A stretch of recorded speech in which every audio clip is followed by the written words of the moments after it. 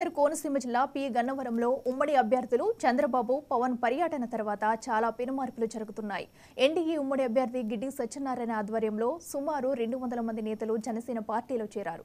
5 సంవత్సరాలు వైసీపీ ప్రభుత్వంలో నరకం చూశామని వైసీపీ ఎంపీటీసీ పల్లి మోషే చెప్పారు.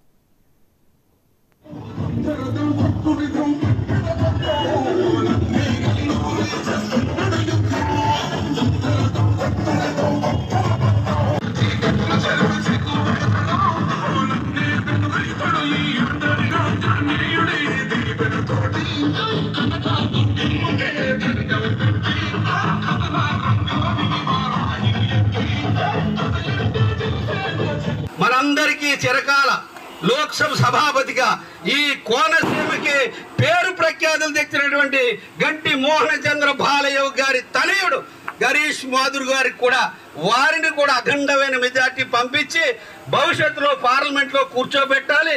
ఎందుకంటే వారిని ఎందుకు పంపించాలంటే వారిని పంపించడం వల్ల మనకి చాలా ప్రయోజనాలు ఉన్నాయి. ఎందుకంటే గంటి మోహన చంద్ర బాలయ్య గారు ఇప్పుడు లోక్సభ సభాపతి చేశారు. ఇప్పుడు అలయన్స్ గవర్నమెంట్ ఉంది. ఏం జరుగుతుందో అవసరమైతే సెంట్రల్ మినిస్టర్ రావచ్చు, మళ్ళీ అదే పదవి రావచ్చు. అటువంటి అవకాశం ఉన్న మన గంటి మోహన చంద్ర హరీష్ మాధుర్ గారిని లోక్సభ సభాపతిగా కానీ సెంట్రల్ మినిస్టర్ గాని మన భవిష్యత్తులో చూడబోతాం. అటువంటి వ్యక్తి వల్ల మనకి మరి ఈ యొక్క భవిష్యత్తు